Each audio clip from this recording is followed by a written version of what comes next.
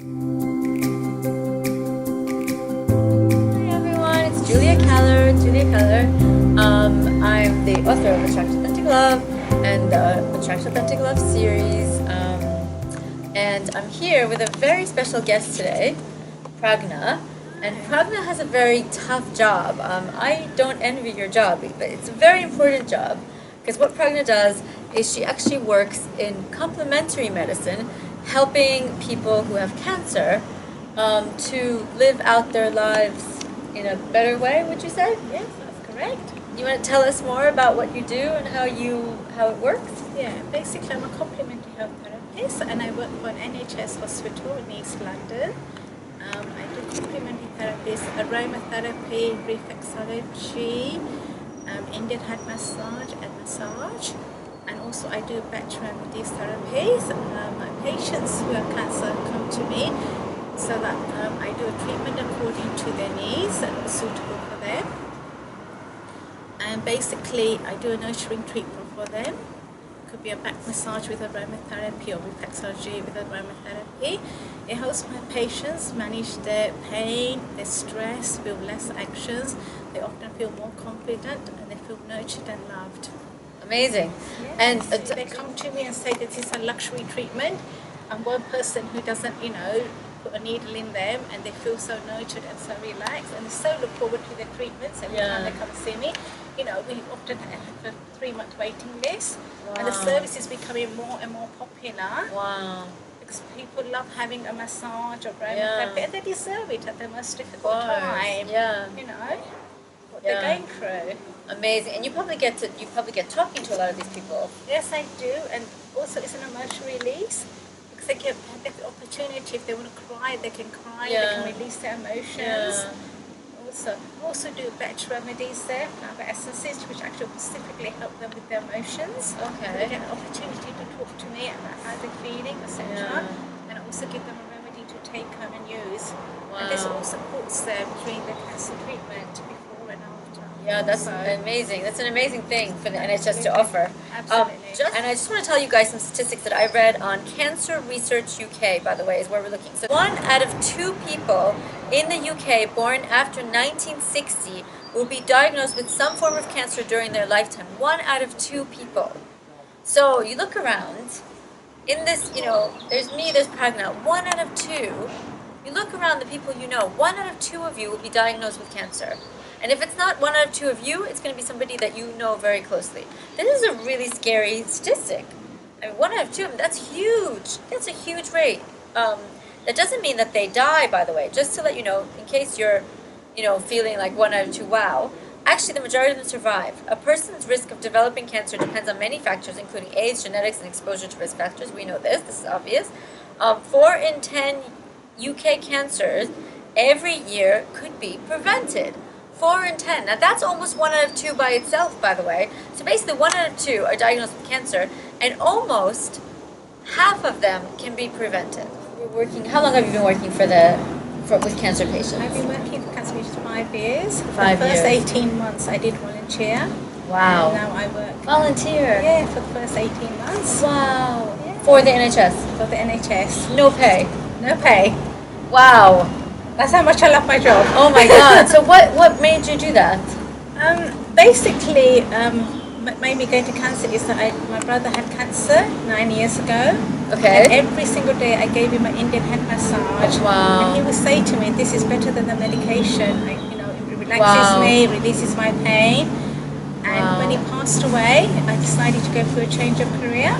And I decided that I was going to be a complementary therapist for the cancer patients. My goodness. That's how my journey started. Wow. What did you do before? I worked in investment banking. Wow, that's a big change. It was a big change. Well, while you were in investment banking, you went from investment banking to being a complementary therapist for cancer care because it just touched you so much. Your brother Thank you so much.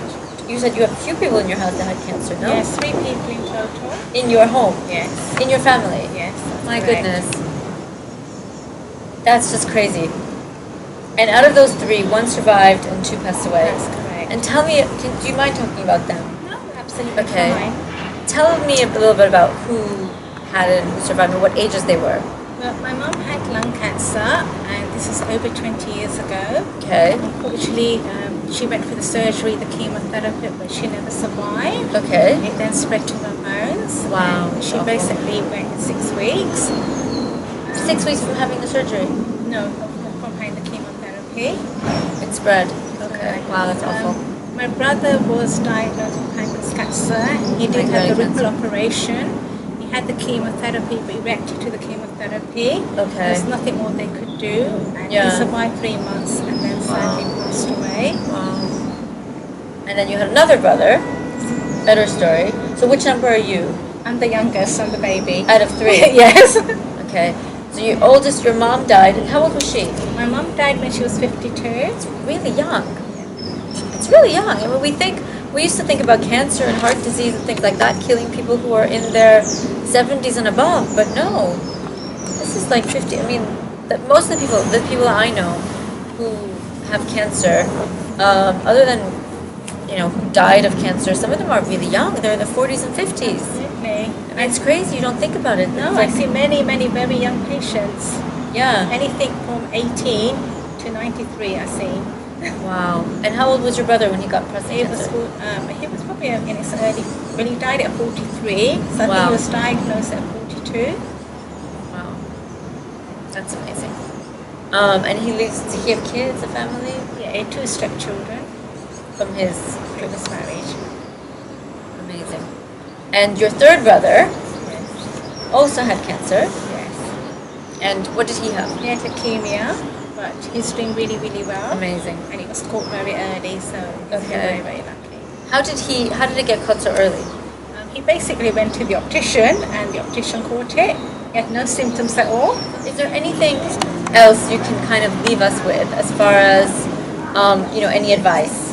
Any advice I would say to you is that please always go to your GP if you see anything unusual, and always eat healthy, exercise, keep your weight under control. And think positive and manage your stress. And that Yeah. will be a better lifestyle. I mean, there are certain things that, are more manageable than others. Obviously, the thing is, you have the things you have control over. You have control over. You're not going to be able to control how much stress is put at you, but you can control how you deal with the stress. There are people like me who do stress management. I have a lot of stress in my own life, but it's like, how do you deal with your stress? And the other thing is, there's been a lot of stuff written recently about sleeping. We do have to make sure that we sleep because sleep is healing. And obviously, whatever your feeling is about, what's about a healthy lifestyle, whatever it is, do the best that you can for you. There's a lot linked to the fact that if you have a certain waist circumference that is, too high, you have more chances of having issues like cancer, heart disease, etc. So, look after your weight, not because you want to look beautiful, but because you want to feel good, because you want to be healthy, because you want to take care of yourself. You might as well give yourself the best odds possible to survive. I have some books that I'm reading that I want to show you guys that kind of would help a little bit in this battle. None of us want to find out that we have cancer. But if we do find out we have cancer, we want to make sure that we survive it as best as we can. And it's amazing to know that there are people like you out there who work with the NHS, who help the NHS to do their job even better, and to help people, do their best, helping people to survive cancer as much as they can. So here are some things that, a lot of these are written by people who have had cancer, by the way, or know people who have. The Anti-Cancer, A New Way of Life. This is an amazing book. There's a book that goes along with it, which is the Anti-Cancer Diet. Incredible books, and it's literally like how you eat to help prevent cancer and also to help you if you get cancer.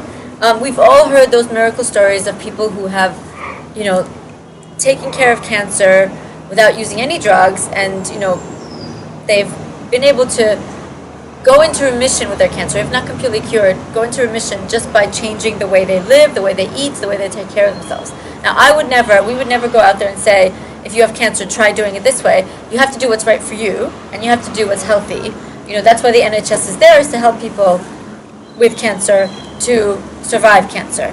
But one of the things is also your lifestyle, and the Anti-Cancer, This New Way of Life is a great, great book for people who, want to avoid cancer as much as they want to help in case they have cancer. The other one is You Are What You Eat. This is a great book. This very much, she kind of, started out with people who were dieting, who wanted to lose weight, and they just struggled so much with diets, because diets don't really work, because that diets make us feel like we're giving up something, we're sacrificing something. This is about eating a much better way so that you're healthier and then you feel better, you have more energy. It's just a healthier way of eating. So this is another great book, You Are What You Eat, and she basically makes the point of, if you eat healthy, you'll be healthy. If you don't eat healthy, you won't.